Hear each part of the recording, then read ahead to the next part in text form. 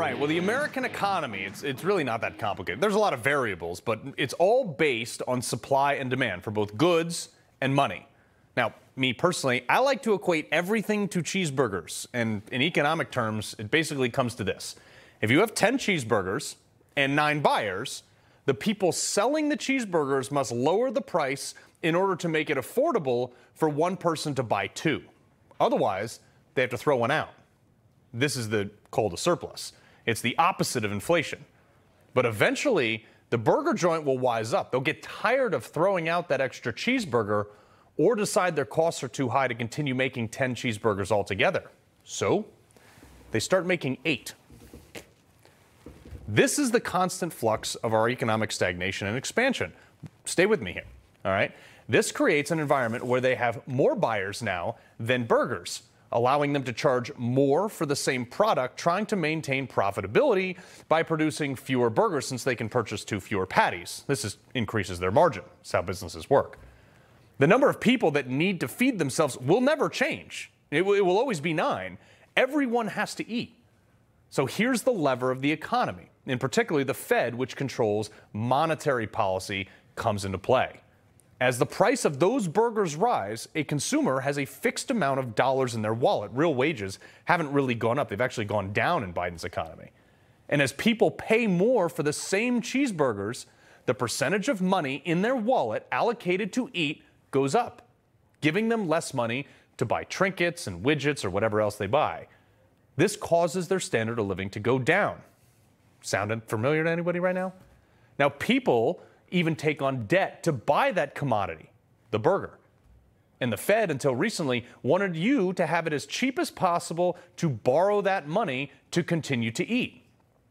But it also made it cheaper for businesses to expand and maybe make more burgers and stores. Look, this is oversimplified, but stay with me here. This also applies to any commodity in the housing market, the finance market, anything. This is what happened in 2008. This is just in cheeseburgers. This is where the Fed, having now raised interest rates over the last 2 years, to slow borrowing to make those burgers, it makes worse for both the burger place and the consumer. People in Congress who control fiscal policy, they run around with their hair on fire. They pass a stimulus package. Most recently, they had this stupid Inflation Reduction Act. They printed money to infuse into the economy to help you buy more burgers. This is also known as quantitative easing, and it only makes inflation worse, which made the Fed raise interest rates even more. And they were all surprised by this somehow. It perpetuates the process which starts the cycle over again. But instead of 10 burgers and 9 buyers, you now have more stores selling more burgers to the same 9 buyers with money that has been supplied out of thin air. An artificially government-induced growth that can crash a lot harder than if they were still just selling 10 burgers. Call it subsidized economic obesity. Yes, people are eating more in this, and in economic terms, that means they're consuming more, but you're in a bubble. Over the cycle, people have spent or borrowed more for the same product.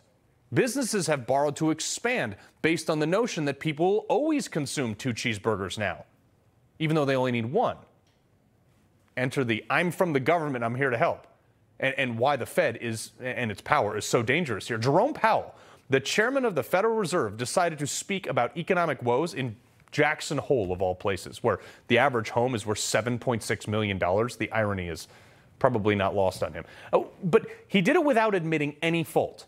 He essentially tried to explain why they are raising the interest rates. And as I said, the government printed so much money over the last few years that made everything artificially expand and more expensive. The Fed's only lever to cool inflation was to make it more expensive to borrow the money to buy that cheeseburger. But it also costs that business more now to produce the cheeseburger. The only difference is that you and we can go back to purchasing 1 cheeseburger, which means that some of those new burger joints that expanded with that free money need to close, meaning less jobs. And those people will then have less money to buy their own cheeseburger. You see how this all compounds? Largely, this is all caused by government intervention with either fiscal or monetary policy. They mess both of these up. The Fed, by raising interest rates, is trying to now stall the economy. But just like when an airplane stalls in the air, they then have to sacrifice altitude to gain enough speed to continue flying. Otherwise, they crash.